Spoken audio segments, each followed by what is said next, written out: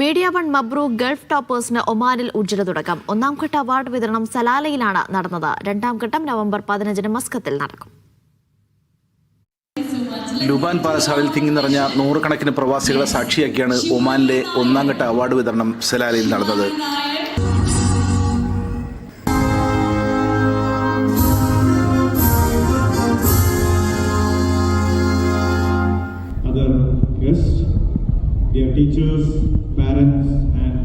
University of technology and applied സയൻസിലെ doctor Nasser al Hammar al Khasiri പരിപാടി ഉദ്ഘാടനം ചെയ്തു. Actually, it is one of the most and wonderful events that we normally look for as educators. Media one GCC general manager Sawab Ali, editorial head MCA Nasar എന്നിവരും ചടങ്ങിൽ സംബന്ധിച്ചു. Doctor VS Sunil വിദ്യാർത്ഥികളുമായി സംവദിച്ചു. Parents, that you should give the freedom to the children so that they can choose their career. Embassy consular അഞ്ച് doctor K Sanathanan, Rakesh Kumar ജാ, Selvin Subhash, K Shoukath Ali, sponsors പ്രതികൾ എന്നിവർ അവാർഡുകൾ വിതരണം ചെയ്തു.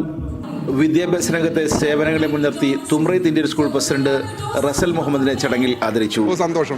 ഇത് തീർച്ചയായിട്ടും നമുക്ക് റസലിന് കിട്ടിയ അവാർഡല്ല, നമ്മുടെ സ്കൂളിനും അതുപോലെ അതിനുവേണ്ടി പ്രവർത്തിച്ച ഒരുപാട് ആൾക്കാരുണ്ട്, അവർക്കൊക്കെ കിട്ടിയ അവാർഡായിട്ടാണ് ഞാൻ കരുതുന്നത്. എന്തായാലും സന്തോഷം.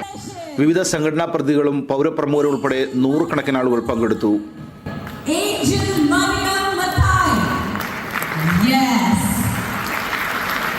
Very excited and thank you Media One for this award. I'm so happy. ഇങ്ങനെ ഒരു സ്റ്റേജിൽ നിന്നിട്ട് ഇത്രയും ഡിഗ്നിറ്ററീസിന് മുന്നിൽ നിന്ന് ഇങ്ങനെ ഒരു മെഡൽ മേടിക്കുന്നതിൽ ഭയങ്കര സന്തോഷമുണ്ട്. പിന്നെ കുറേ മാസത്തെ ഒരു കഷ്ടപ്പാടിൻ്റെ ഒരു വാല്യൂ കിട്ടിയപ്പോൾ ഭയങ്കര ഹാപ്പിയാണ്. പിന്നെ ഇനി വരുന്ന കുട്ടികൾക്കും ഇതൊരു മോട്ടിവേഷൻ ആയിരിക്കും പഠിക്കാൻ. So thanks media one for this opportunity. കഴിഞ്ഞ വർഷത്തേതുപോലെ ഈ പ്രാവശ്യവും വിദ്യാർത്ഥികളിലും രക്ഷിതാക്കളിലും വലിയ ആവേശമാണ് ഈ പരിപാടി സമ്മാനിച്ചത്. ക്യാമറ പേഴ്സൺ അർഷദിനൊപ്പം KS Salahuddin, media one Salalah.